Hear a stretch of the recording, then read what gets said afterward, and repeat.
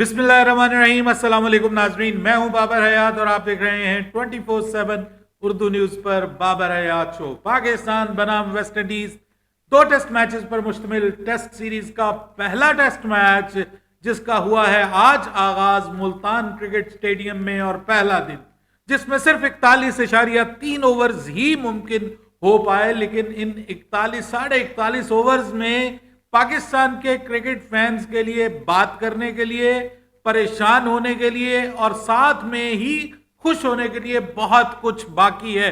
ये जो आज का आधे से भी कम दिन अगर हम कहें तो गलत नहीं होगा, क्योंकि 90 ओवर्स होते हैं एक दिन में और सिर्फ 41.3 ओवर्स ही मुमकिन हो पाए।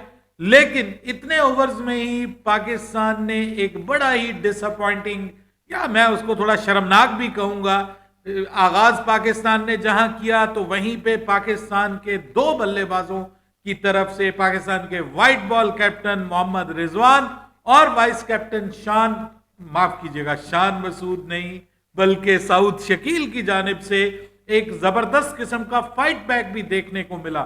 लेकिन क्या पाकिस्तान ने टॉस जीतकर पहले बैटिंग करने का एडवांटेज खो दिया? यह एक बड़ा सवाल है। दूसरे नंबर पर पाकिस्तान के टॉप 4 बल्लेबाज, चलिए मोहम्मद हुरैरा का तो ये डेब्यू था, हालांकि मैं ये कहूंगा कि उसने भी बहुत बड़ा मौका मिस किया है, बहुत बड़ा एक उसके लिए अपॉर्चुनिटी थी जो उसने मिस की है पहली इनिंग्स में कुछ कर दिखाने की। लेकिन साथ में भाई आपके 3 बड़े जो बल्लेबाज हैं उनमें खास तौर पे शान मसूद आपके कप्तान और फिर आपके सबसे बड़े बल्लेबाज बाबर आजम एक बार फिर अपने होम ग्राउंड में होम क्राउड के सामने नाकाम हुए। और तीसरी जो बात हम करेंगे वो पिच के ऊपर बात करेंगे कि भाई 3 उन्होंने स्पिनर खिला लिए, 3 हमने स्पिनर खिला लिए, लेकिन ये पिच जो है वो क्या वाकई स्पिनर्स की उस तरह मदद कर पाएगी? कहीं हमारे लिए जो चीजें हुई हैं वो आउट ऑफ सिलेबस कम से कम आज के दिन के लिए हुई, जहां पे स्पिन ट्रैक के ऊपर वेस्ट इंडीज का एक यंग फास्ट बॉलर सील्स, वो पाकिस्तान की सील्स तोड़ने में कामयाब हो गया है और पाकिस्तान के अगेंस्ट उसने जनाब 3 विकेटें हासिल कर ली हैं। एक टर्निंग ट्रैक के ऊपर एक फास्ट बॉलर विकेट्स ले गया, मेला लूट कर ले गया। इस पे बात करेंगे आगे चल के तफसील के साथ, लेकिन आगे बढ़ने से पहले आपसे गुजारिश कि अगर आप हमारे नए व्यूअर हैं तो प्लीज हमारे इस चैनल को जल्दी से कर लीजिएगा सब्सक्राइब और बेल आइकन को पुश करना मत भूलिएगा। मुझे फॉलो कीजिए इंस्टाग्राम पे @बाबर हयात और हमारे पेज को फेसबुक पे लाइक कर लीजिएगा। तो जनाब, जैसे मुल्तान के स्टेडियम के ऊपर आज सुबह धुंध पड़ी रही और तकरीबन 1:30 बजे के करीब जाकर मैच स्टार्ट हुआ, यानी एक पूरे का पूरा सेशन जो है वो एक तरफ से धुंध की नजर हो गया और उसके बाद फिर जो बल्कि समझ लें कि 1.5 सेशन होता है, ये जो जुमे वाले दिन होता है थोड़ा प्रोलॉन्ग सेशन होता है ना जी, 12:30 बजे जाके लंच होता है जुमे के दिन। और दूसरी जानिब सर, और सुन लीजिए कि जो बाद में भी आपको बताया कि पूरा सेकंड जो 3rd सेशन है वो भी पूरा नहीं हो पाया। तो ये एक लूले लगड़े आज के दिन में वेस्ट इंडीज की टीम ने पाकिस्तान को शॉक करके रख दिया है। शॉक करके अगर मैं कहूंगा तो बिल्कुल गलत नहीं होगा। उनके बॉलर जैडन सील्स ने जो आज बॉलिंग की है भाई, फास्ट बॉलिंग, और वो भी किस पिच पे जिसके बारे में शोहरत ये है कि यार इस पिच के ऊपर आपने 3 स्पिनर्स खिलाने, उन्होंने भी खिला लिए, ठीक है, और हमने भी जनाब 3 स्पिनर्स खिला लिए। फास्ट बॉलर हमने मेजर अपना फास्ट बॉलर एक खिलाया, उन्होंने भी अपना मेजर फास्ट बॉलर एक खिलाया, हम तो खेल ही एक फास्ट बॉलर के साथ रहे। तो इस पिच के ऊपर भाई 3 विकेटें एक सीमर को दे दी आपके टॉप ऑर्डर ने, और मैं हैरान हूं कि यार क्या मुसीबत पड़ी हुई है, क्या इतने ही को बहुत ही आउट क्लास आपको करके रख दिया उन्होंने। बॉलिंग उसने बहुत अच्छी की है और बहुत अच्छी जगह पे बॉलिंग की है, पिच पे उसको मदद भी हासिल हुई है। और उसकी वजह क्या थी? उसकी वजह थी कि ये जो मिस्टी वेदर है, मतलब मिस्ट थी, हवा में नमी थी, ऊपर से धुंध थी, उस तरह से धूप नहीं थी, तो भाई उस पूरी सिचुएशन का उनके इस फास्ट बॉलर ने फायदा उठाया और वो जो टाइम पाकिस्तान को आराम से खेलने की जरूरत थी, मुश्किल वक्त को गुजारने की जरूरत थी, वो मुश्किल वक्त पाकिस्तान ने गुजारा नहीं اور وکٹس کو پاکستان نے ضائع کیا.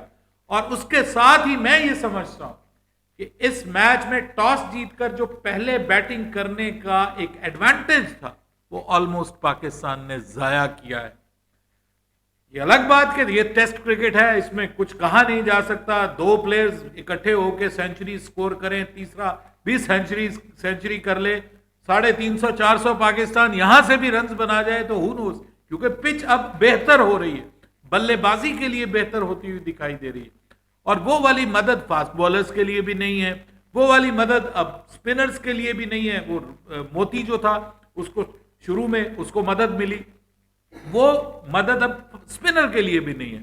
اور اس کا فائدہ اٹھایا پھر پاکستان کے 2 سپن سپیشلسٹ, میں اگر کہوں تو بالکل غلط نہیں ہوگا, مجھے کامران غلام سے بھی افسوس ہے کہ اس کی بھی وکٹ جو ہے وہ کام نہ آ سکی. حالانکہ کامران غلام اس طرح کی کنڈیشنز میں بہت اچھا بلے باز ثابت ہو سکتا ہے, لیکن وہ بھی مطلب ایسے ہی فیل ہوتا ہے کہ کبھی خوشی کبھی غم والا سین دے دیتا ہے, کہ وہ اس کے اندر بھی ابھی تک ہمیں وہ کنسسٹنسی نظر نہیں آئی جو ایک ٹیسٹ کرکٹر کے اندر نظر آنی چاہیے. محمد ہریرہ کو ہم مطلب مجھے افسوس ہے محمد ہریرہ پہ کہ اس کو اتنے منتوں مرادوں کے بعد چانس ملا ہے, تو وہ بندہ اگر آ کے پہلی اننگز کو اپنے لیے سالڈ نہیں بنا پایا, ٹھیک ہے آپ آؤٹ ہو جاتے, آپ 30 35 40 پہ بھی آؤٹ ہو جاتے تو بات سمجھ میں آتی تھی, لیکن آپ سنگل فگر میں آؤٹ ہونا آپ کا, اس کے بعد بابر اعظم کا, اس کے بعد کامران غلام کا, تینوں کا سنگل فگر میں آؤٹ ہونا, یہ ایک بڑا سوالیہ نشان ہے پاکستان کے ٹاپ آرڈر کے اوپر,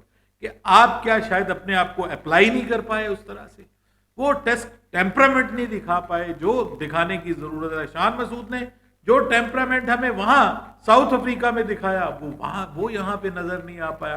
اور 4 وکٹیں پاکستان کی, معاف کیجیے گا, ٹکٹوں میں نکل گئیں اور سستے میں نپٹا دیا ان کے فاسٹ بالر نے. اور ساتھ میں گدکیش موتی جو ہیں, پہلا پاکستان کا ٹور, ان کا بھی پہلا سب کانٹیننٹ کا ٹور, اور اس میں ایسی شاندار بالنگ, تو کریڈٹ بھائی جاتا ہے ان کو. 40 پہ 4 آؤٹ ہو جانا, اور اس کے بعد سعود شکیل کا آنا اور محمد رضوان کا آنا, اور دونوں کا مل کر 97 رنز کی انبیٹیبل پارٹنرشپ کا قائم کرنا پاکستان کی عزت رہ گئی میاں.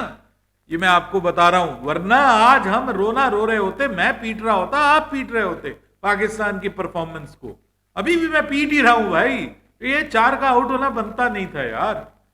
پاکستان 143 پہ 2 ہوتے نا تو قابل قبول تھا, لیکن 143 پہ بھی اگر آپ کے 4 بھی آؤٹ ہے نا تو ٹھیک ہے, اب آپ اس جگہ پہ لائیں کہ میچ کو بیلنس کرنے میں کامیاب ہوئے. دس از ناٹ یورز ڈے. یہ ویسٹ انڈیز نے 46 پہ 4 آؤٹ کر کے آپ کے چاروں شانے چت کر دیا تھا آپ کو, اور وہ تو اللہ بھلا کرے, رضوان کا اور سعود شکیل کا بہت اچھا کھیلے ہیں, پازیٹیو بھی کھیلے. شروع میں انہوں نے تھوڑا محتاط کھیلا, اننگز کو جو کنڈیشنز تھیں, وہ جو پریشر تھا اس کو ایبزارب کیا, اور اس کے بعد پھر دونوں نے اچھی تگڑی بیٹنگ کی ہے اور پازیٹیو بیٹنگ کی ہے. قدموں کا زبردست استعمال, سویپ کا زبردست استعمال, سپنرز کو اچھا کھیلے, فاسٹ بالر کو بھی دھیان سے کھیلے.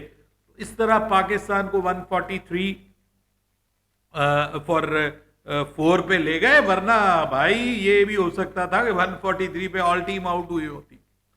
کسر تو نہیں چھوڑی تھی, اوپر والوں نے تو بھائی کسر نہیں چھوڑی تھی. انہوں نے تو کہا تھا کہ اب تمہارے حوالے وطن ساتھیو, ہم تو کر چلے جانو مال اپنا, جانو تن ساتھیو, اب تمہارے حوالے وطن ساتھیو. وہ تو یہ پیغام دے کے روانہ ہو گئے, اور پاکستان کے قسمت کے اوپر دھند کے بادل چھائے ہوئے تھے جب تک وہ سچویشن تھی کہ 46 پہ 4 آؤٹ, اور وہ بھی ویسٹ انڈیز کے خلاف, جس کے خلاف ہم کلین سویپ کا سپنا سجائے بیٹھے ہوئے ہیں بھائی. میں اور آپ, ہم تو کلین سویپ کا سپنا سجائے بیٹھے ہیں. لیکن سر اگر آپ مجھے اجازت دیں میں ایک بات کروں, کل رات اگر آپ نے میری ویڈیو دیکھی ہو تو میں نے یہ کیا کہا تھا کہ ان کنڈیشنز میں سب سے بڑا سوال یہ ہوگا کہ آپ جو بھی پچ تیار کرتے ہیں بھائی, موسم آپ کے حق میں نہیں ہے.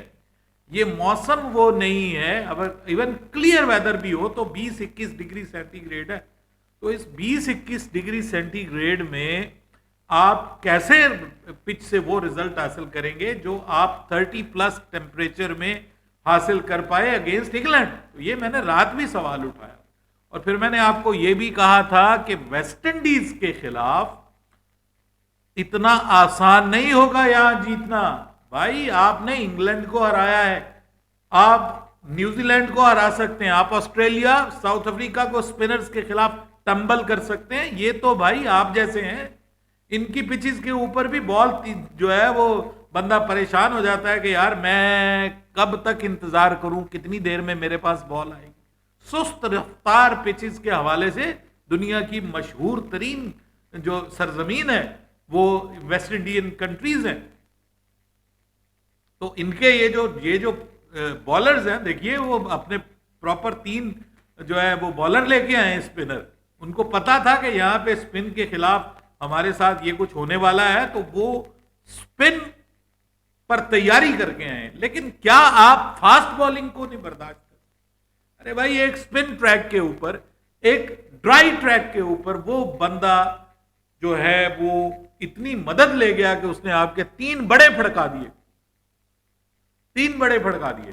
کمال کر دیا بھائی، کمال کر دیا اس نے، آپ کو اتنا بڑا ڈینٹ دیا ہے کہ میں سمجھتا ہوں کہ پیچھے اب آپ کے صرف ایک بلے باز باقی ہے، آغا سلمان۔